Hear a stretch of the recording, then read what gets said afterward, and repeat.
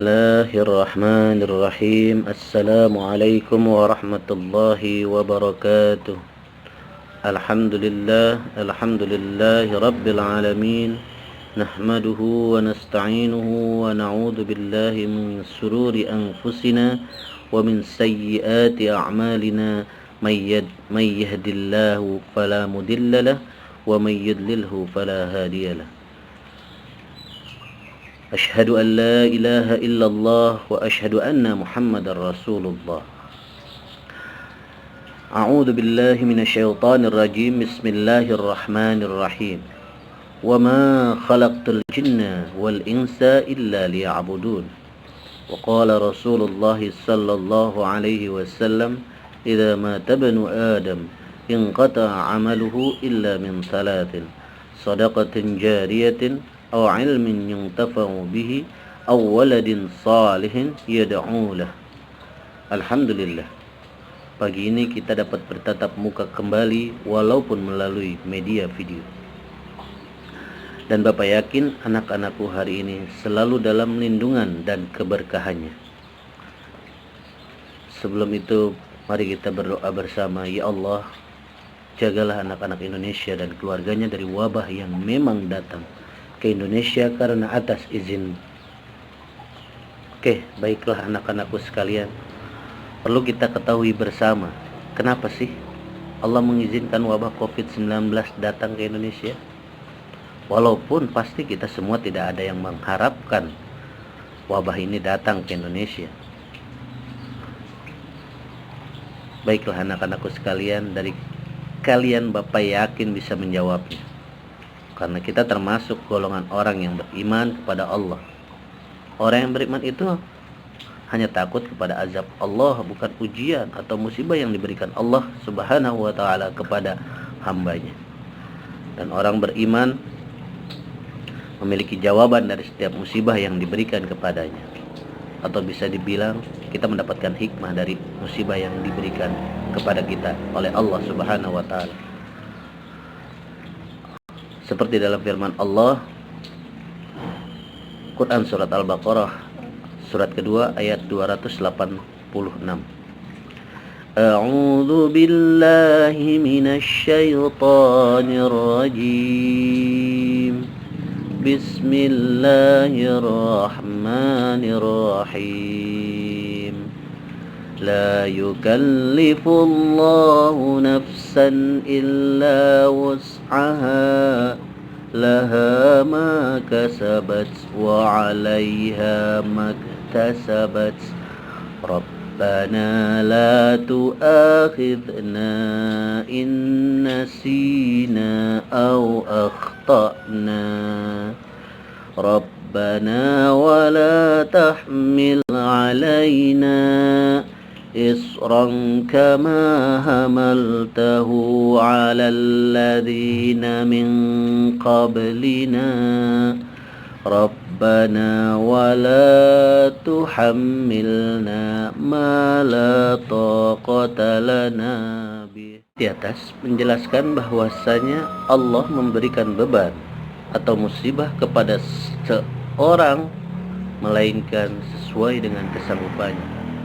Dan harusnya kita pun banyak berdoa kepada Allah seperti ayat yang di atas, Rabbana la tu'akhidna in nasina aw akhtana. Rabbana wa la tahmil 'alaina isran kama hamaltahu 'alal ladzina min qablina.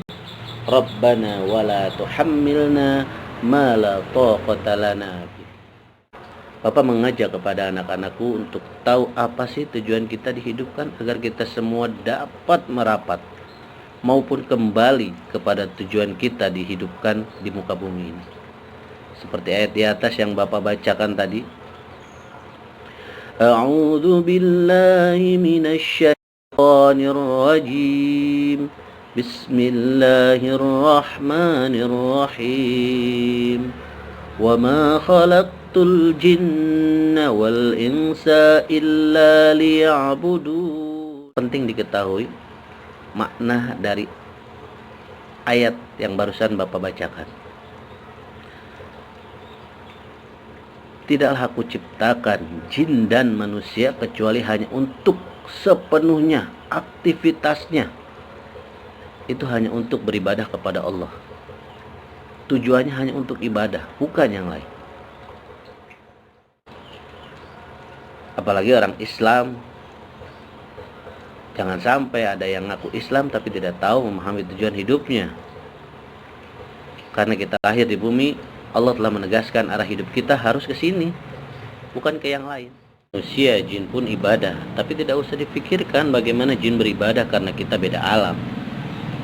Ibadah yang dimaksud adalah ibadah yang bersifat vertikal dan horizontal.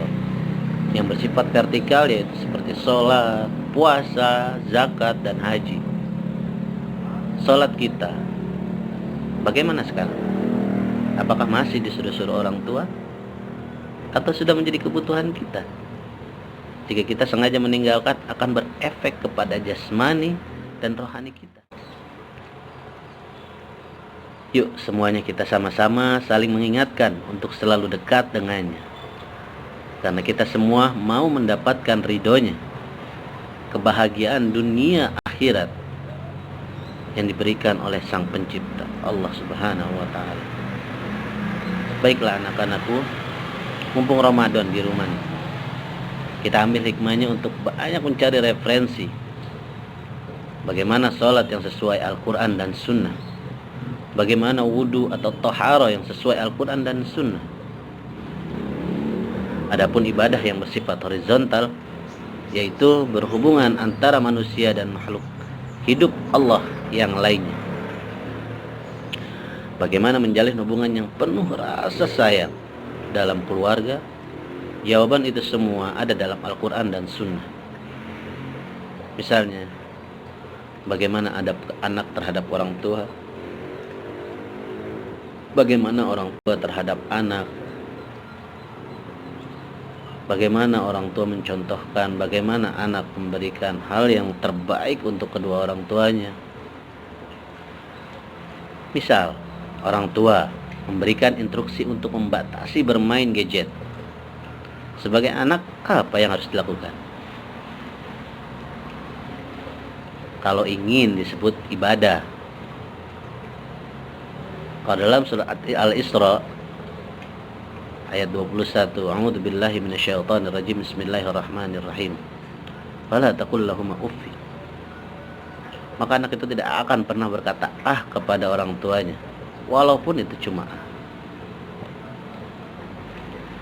Tapi ketika diinstruksikan untuk membatasi gadgetnya, maka dia akan lebih banyak untuk membantu orang tua. Ini kita jalankan sesuai tujuannya, maka Allah akan memberikan apa yang kita butuhkan di dunia. Dan insya Allah akan selalu dalam tracknya atau dalam jalannya yang memang diberikan oleh Allah. Ini loh jalan yang lurus. Dan jika merasa keluar dari tracknya, perlu juga kita ingatkan akan sabda Rasulullah,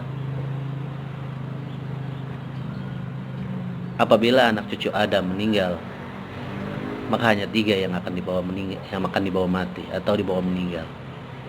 Yang pertama adalah sedekah jariyah.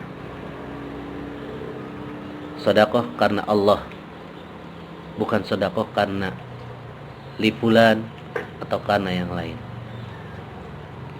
Seperti ingin membantu para tim medis Indonesia, orang-orang yang perlu dibantu di masa pandemik ini, dengan mentransfer uang ke salah satu lembaga seperti yang kita miliki saat ini, yaitu lembaga Lazismu. Niatkan karena Allah. Insya Allah sedekah yang kita berikan itu akan bermanfaat dan akan menjadikan saksi, dan akan menjadi saksi nanti ketika di yaumul hisab.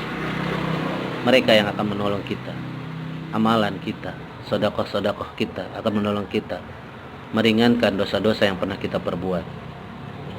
Begitupun ilmu yang bermanfaat. Jangan lupa ketika kita sebelum belajar maupun ingin mengajari adik kita, saudara kita, jangan lupa berdoa. Ya Allah, mudahkan hamba dalam menangkap pelajaran yang diberikan oleh guru, oleh orang tua, maupun oleh orang-orang sekitar hamba. Jadikan itu semua menjadi ibadah, ilmu yang bermanfaat bagi diriku. Dan yang ketiga adalah doa. anak yang soleh. Doa anak yang soleh adalah doa yang dipanjatkan oleh anak yang benar-benar ikhlas dan selalu berbuat kebaikan. Baiklah anak-anakku, semoga kultum yang Bapak sampaikan dapat bermanfaat dalam suasana pandemik seperti ini. Terus dekat dengan Allah, jangan pernah jauh sedikit pun dari Allah, karena itu akan memberikan efek yang luar biasa bagi kita. Entah kita akan galau, tidak nyaman, merasa boring di rumah, bosan. Tapi kalau dekat dengan Allah, orang yang beriman itu orang yang bijaksana, tidak dikit-dikit mengeluh. Bijaksana itu artinya berbuat baik kepada sekitarnya, berbuat baik kepada sekelilingnya. Semoga kultum saat ini dapat bermanfaat untuk kita semua, entah buat anak-anakku, keluarga, dan juga untuk Bapak sendiri khususnya. Tetap jaga kesehatan. Pesan Bapak, jangan tidur setelah sholat subuh, karena itu akan menurunkan daya ingat kita, sehingga kita mungkin akan cepat pikun dibandingkan orang tua saat ini.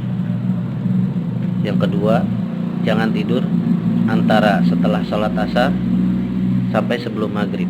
Kenapa? Karena itu akan menurunkan imun yang ada dalam diri kita. Sedangkan saat ini kita harus menjaga imun dalam diri kita agar kita tidak mudah terkena penyakit. Usikum wa iyya ya nafsi bitaqwallah billahi fi sabilil haq fastabiqul khairat. Salam buat orang tua di rumah. Assalamualaikum warahmatullahi wabarakatuh.